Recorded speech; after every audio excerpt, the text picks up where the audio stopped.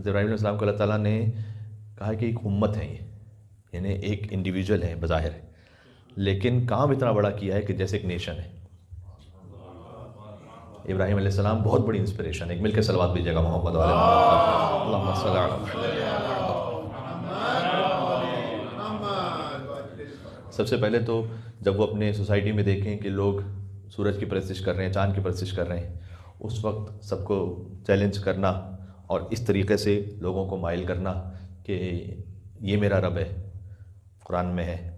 اب چونکہ قرآن میں پنچویشنز نہیں ہیں، علیکم السلام، قرآن میں جو ہے کہاں پر کوشچن مارک ہے، کہاں پر وہ پنچویشنز نہیں ہے قرآن میں، تو حضرت ابراہیم علیہ السلام یہ نہیں کہنا چاہ رہے کہ چاند میرا رب ہے یا سورج میرا رب ہے۔ سورج کیا سورج میرا رب ہے پوچھ رہے ہیں، یہ اس کے آگے کوشچن مارک ہے۔ فلما افلا، لیکن جب وہ سورج غروب ہو گیا، انا انی لا احب الافلین، میں تو غروب ہونے والوں کو رب نہیں بنا سکتا۔ مل کے صلوات بھیجتے ہیں آل ابراہیم علیہ السلام پر، اللہم صلی علی محمد وعلی محمد۔ تو میں غروب ہونے والے کو رب کیسے کہہ سکتا ہوں؟ تو سورج غروب ہو گیا، کہا کہ میں اسے رب نہیں کہ، پھر چاند نظر آیا، کیا یہ میرا رب ہے؟ چاند بھی غروب ہو گیا، تو میں محبت نہیں کرتا غروب ہونے والوں سے۔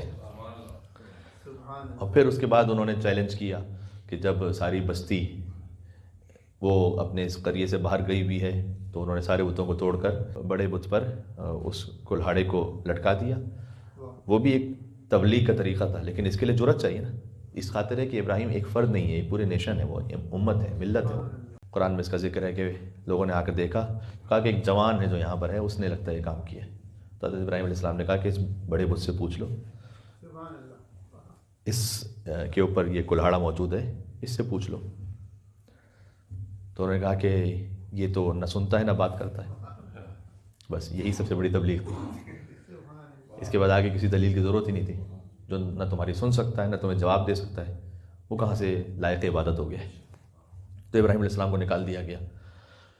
اللہ عز و جل ابراہیم علیہ السلام کے امتحان کے درجات کو بھی بلند کرتا گیا، اور یہ ہم سب کے ساتھ ہے۔ امتحان کا ایک درجہ آتا ہے، اس میں اگر سرخرو ہو جائیں ہم اللہ کے سامنے، تو امتحان کا ایک اور درجہ آتا ہے۔ امتحان کبھی بھی رکتا نہیں ہے۔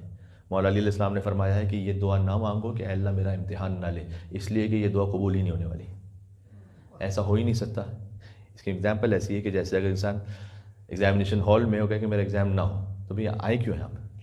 تو اللہ تعالیٰ نے ہمیں بھیجا اس لیے ہے کہ ایک ٹرائل سے گزر کر ہمیں تکامل تک جانا ہے۔ حدیث میں یہ ہے کہ البلاء بالسویہ مقسومۃ بالبریہ، کہ اللہ تعالیٰ نے بلا یعنی یہاں امتحان مراد ہے، اس کو تقسیم کیا ہوا ہے اپنی مخلوقات میں ایکولی، ہر ایک کے اپنے اپنے حساب سے۔